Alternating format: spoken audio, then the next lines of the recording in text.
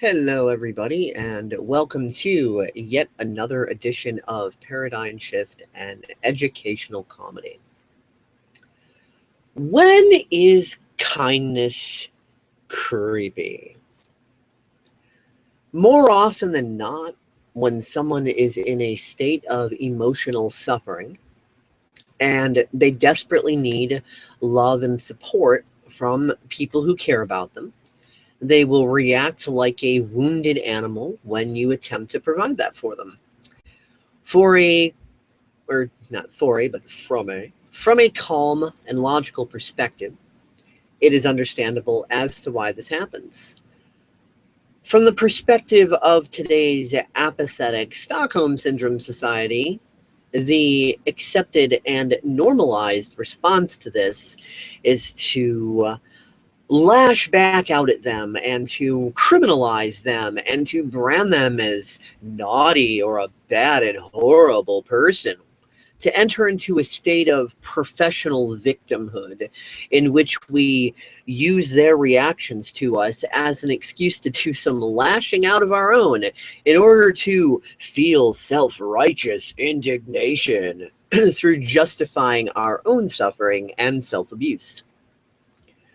When others hop this drama addiction bandwagon with us, we hear things from them such as, "Fuck that bitch or asshole. You don't need someone like that in your life." Or, "How dare they do that to you? Someone should teach them a lesson."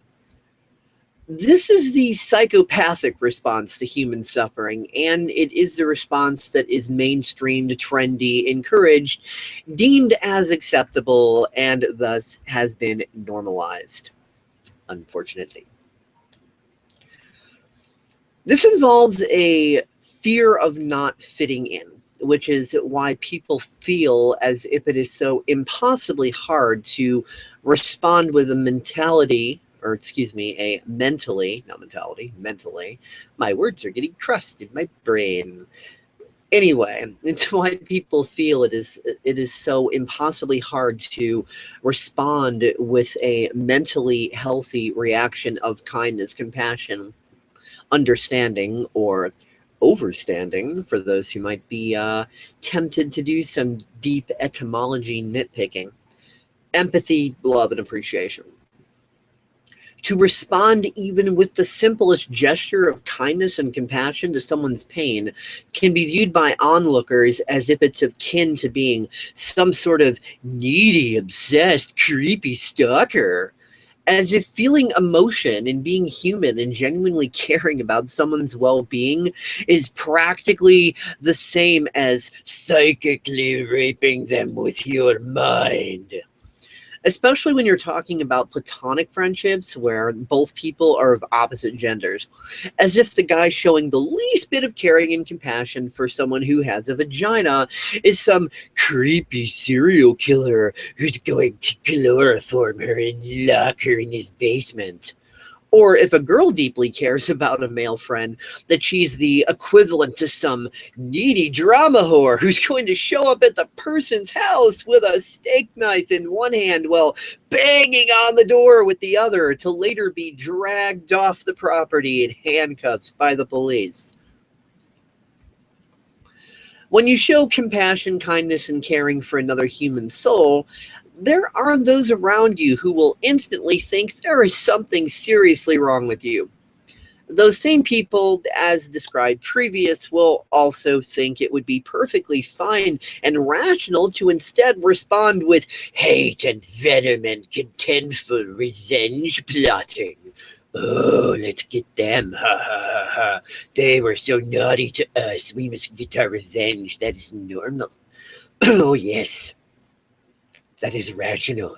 Let's do that. But kindness, oh no, there's something wrong with you." Excuse me. For those of us who are kind-hearted and who disagree with the normalized psychopathic mean, it can invoke a lot of fear because we tell ourselves that we don't want to be kind only to have drama-addicted psychopaths notice us and hound us and harass us for it.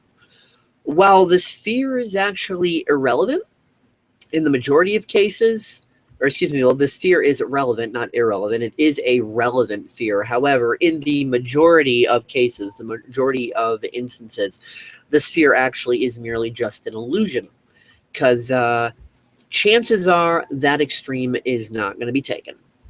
The real fear is not a fear of being messed with, but a fear of fitting in, or a fear of not fitting in. A fear of being branded an outcast, a fear of being accused of being a heretic and blasphemer against the modern gods of politically correct authoritative trendiness. Ooh, authoritative trendiness, nummy nums, the breakfast of champions. We've been taught that the dysfunctional behavior of, well, how am I going to say this? We've been taught the dysfunctional behavior of defining our own value based on the value that others around us place on us. And when we're surrounded by dysfunctional assholes, and make no mistake about it, we are, bombardments of negative reinforcement coming from all directions, it's going to be a huge influence. You know, even if you're lucky and you have a loving, understanding family, a few good supportive friends, and you know the jerks around you who are your peers at large have pretty much decided to ignore you rather than toss shit your way, there's still the negative influence of, you know, like the news and mainstream media, you know, TV, movies, etc., reality shows, all this stupid garbage, you know, people bickering online on social media and all this bullshit. Oh my God, Trump won. Oh, let's get butthurt now. Fear. Wah.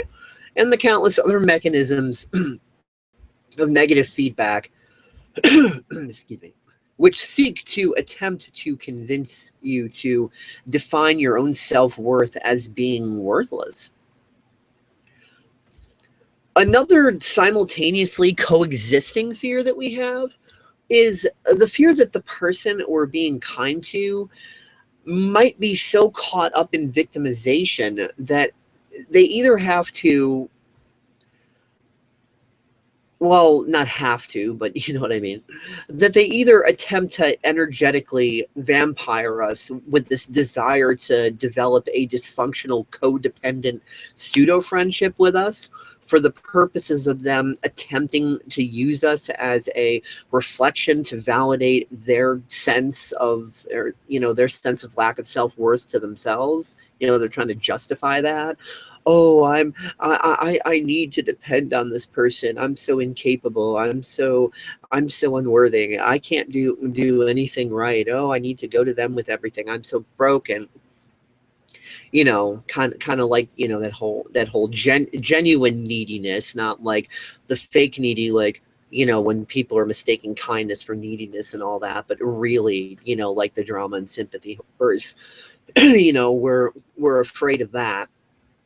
And we're also afraid that the person might, to put it bluntly, use us and fuck us over. Because, you know, so many of us have been used to kindness being met with betrayal, and we start feeling like we're some sort of naive idiot every time the idea pops into our minds about, you know, being kind to someone. Like, oh my God, should I be kind to them? Should I be nice to them? Are they going to lash out at me? Are they going to try to use me, take advantage of me? Are they going to fuck me over? Are they just going to go like batshit crazy? Like, oh my God, should I bother sticking my head out there? It might get chopped off. Should I do this? You know. So, you know, there's definitely that fear going on in people's minds, and it's completely understandable. I too have, you know, been through all sorts of fears, and, you know, have experienced many difficult experiences within my journey of moving through these things. And I'm happy to report to you that though you cannot force anyone else to act as you'd rather them act, there are ways of quickly moving through this garbage so it doesn't weigh you down. Now, of course, you're able to quickly move through it, once you get to that point, of being able to, kind of like you're able to be an awesome badass piano player once you get to the point of, learning how to be a badass playing the piano like that. Obviously, there's a learning curve that comes first, but that's okay. Let's not judge the trial and error process of learning as something that's bad or negative. There's nothing wrong with that. So, how can I say this? Basically, the ease and flow that you'll eventually obtain, it's like, metaphorically speaking, it'll feel less like getting your arm blown off and more like a flea bite, so that you don't land yourself into all kinds of drama that you don't need and don't have time for. So, I mean, obviously there's always going to be some contrast there. It's not about avoiding contrast. That would be silly. That's impossible. But just making it so it doesn't feel like this overwhelming burden, like, oh my God, like how we're taught to have it feel. And it sucks. In my experiences, the first step is realizing that you really don't need to fit in. I mean, honestly, there is no requirement for everyone to like you or for you to like everyone else. And a person isn't naughty or horrible for disliking you. You're not naughty or horrible for disliking them. Comprehending and accepting this fact, like I can fucking speak today. Comprehending and accepting this fact will help you calm your mind so that your choices and actions are wiser, thus making your consequences more convenient. Consequence is not a dirty word. It simply means the end result. It's not a dirty... People are so afraid of that word. Oh my God, consequences. Oh. No, it's not a dirty word. Hey, the consequence of getting all those nice little correct numbers in the lottery drawing is winning millions of dollars. So come on. Consequence is not this horrible thing. It's just the end result. So to put it in perspective, if someone is going to have an attitude where they look at you being kind to another person as being creepy and dysfunctional, then why are their opinions of any value or concern to you about it? I mean, seriously, you're not going to get upset with a 3-year-old if they don't understand or agree with your perspective. So why get all hot and bothered about it just because that person has a more grown-up physical body? I mean, the situation's the same. Regardless of the chronological age of their biological rent-a-car that they are borrowing for use in this life, it's still the same situation, whether you're dealing with a 3-year-old or a grown-up. It's like, if someone's not understanding where you're coming from, why get all hot and bothered? Like, obviously a 3-year-old, if you're being kind to them and that's misunderstood, then they're going to cry and tantrum and you're not going to look at that and go like, oh my God, a 3-year-old is disapproving. I failed at life. Obviously you're going to be compassionate towards that 3-year-old and be like, okay, well, they're only 3. That's understandable. So the next key is to realize that you have the right to be sovereign and say no. And to explain why you are saying no. And that it's okay if someone doesn't accept your answers, because that is not your fucking problem. One example of what it looks like to say no are all the words that I'm speaking in this presentation. I am saying no. There is no obligation for me to conform to psychopathic memes. I'm saying no. There is no obligation for me to feel fearful or guilty about not conforming to psychopathic memes. I am saying no. There is no need for me to be well-adjusted to a profoundly sick society, and that I would rather be living proof of positive change I wish to create in the world, even knowing full well that this absolutely will by default make me an underdog. This is what saying no looks like. This is what being brave enough to explain it publicly looks like. This is what me being completely fine with people disagreeing with me or giving me negative feedback about this looks like.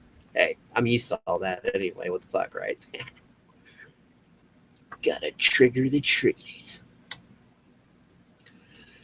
Some people just aren't happy unless they just aren't happy. But you didn't cause that. It's not your fault, and it's not your problem. Honestly, the only thing that you have control over is who you decide to be and how you decide to act. That's it. You have absolutely zero control over anything else in this world. Come to terms with this, and dealing with life's challenges start to become easier with more ease and flow. The people who want to poo-poo you for your kindness can only screw with you if you are not willing to be sovereign and you play their game of energetic vampirism. People can only use you, betray you, and leech your time and energy if you are refusing to accept your own self-worth. Because if you're refusing to accept your own self-worth, then you're drawn into a state of Stockholm syndrome in which you become complacent to all who wish to use and manipulate you. You know, kind of like the population of the United States and politics. This is a guarantee that you will get bent over and screwed. And, you know, as we all know, spirituality speaks about how self-love and loving others are kind of two sides of the same coin, and how compassion, kindness, and empathy can defeat any evil. Now, this is true as long as we understand what that actually means, and we're not believing in the mainstreamed Wall Street Disney fake version of those things.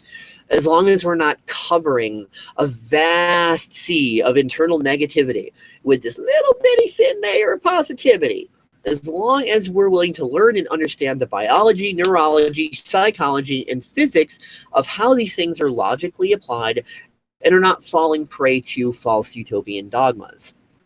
As long as we are clear-minded and critical thinking and not casting ourselves into a blissful sea of the denial of our own self-hatred. Turning off the monitor screen does not shut down a program, and ignoring the roaches in the walls does not stop them from breeding. We must face and show love to the darkness, to the shadow, to light the candle in the dark room. Running away from the dark room does not accomplish a damn thing. Going into denial and self-hate does not accomplish this either. Pretending we're positive people and using nice-sounding affirmations and mantras does not accomplish this either. I mean, you know, oh, circumstances don't matter. Only state of being matters. Well, yes, true. But if you don't understand what the fuck that means, then you're just rattling off fucking bullshit to yourself. We've got to deal with our demons and face our shit. Only then can we really begin to understand what all these nice-sounding words mean. Without comprehension, we're doing nothing more than what a parrot does when it learns to speak. I mean, you really think a parrot understands what the hell it's saying? No. I want a cracker.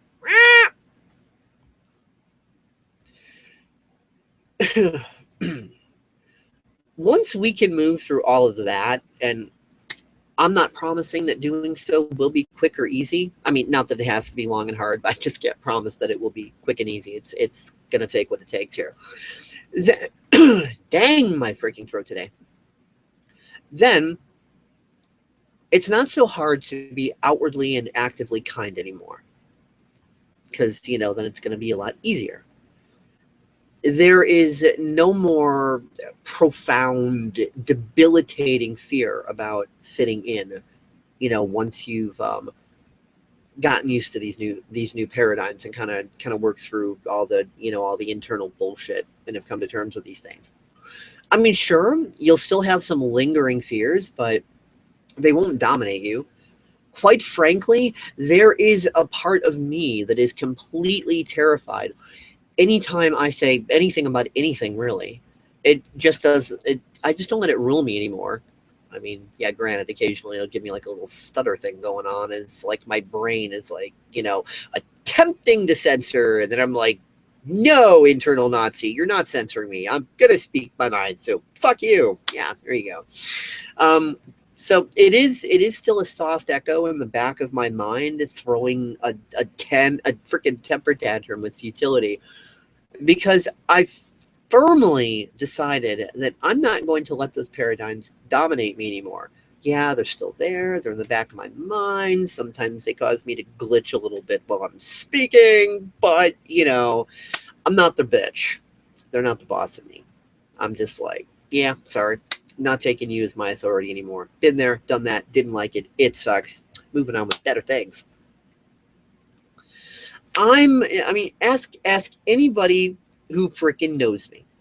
I'm a kind, caring, feeling person with the friendship loyalty of a puppy dog. That bites me in the ass sometimes, but it's better than being a prick. If anyone wants to view that as being creepy, then hey, that is cool by me. If apathy and psychopathic behavior is the accepted normalized standard and kindness is creepy, then I'll roll with the kind creepy crowd. I feel no obligations towards being a dysfunctional psychopath, no matter how accepted and normal it is viewed as, or how many traumatized people wish to view it as such. For those of you who do not wish to shift and change, who are completely fine with their professional victimhood, then I hope you're extremely triggered, and I'm happy to have served those needs for you. You can run off to your safe space feeling justified and righteous, as this is what you are wanting anyways. It is my pleasure to serve you in this way. For those of you who wish to shift and change and know that it's okay for you to bravely be your kind, loving self, then I'm absolutely thrilled and pleased if I've acted as a convenient excuse for you to more proactively move in your preferred direction. And by the way, calling bullshit is not being unkind. As a matter of fact, some of the kindest things you can do are equally some of the most offensive and crass things you can do. So yeah, don't get caught up in that dichotomy. Kindness is not always bunnies and kittens.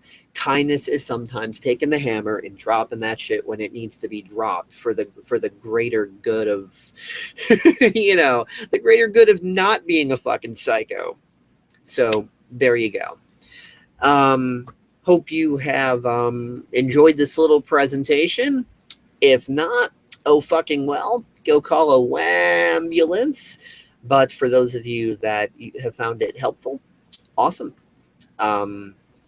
Look forward to talking with you next time.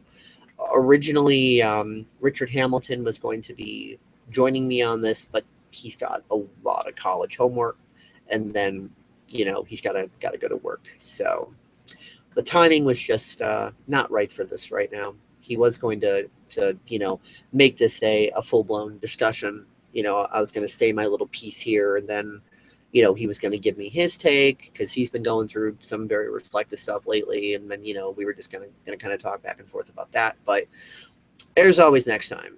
This time didn't happen, but next time we'll see. And who knows? Maybe we'll have like Paul Roy and Katarina Roy on too. One never knows when they're going to pop up either. They sometimes do. All right, so peace out. Catch you later. Have a good day. Good night. Good whatever it is on your part of the planet.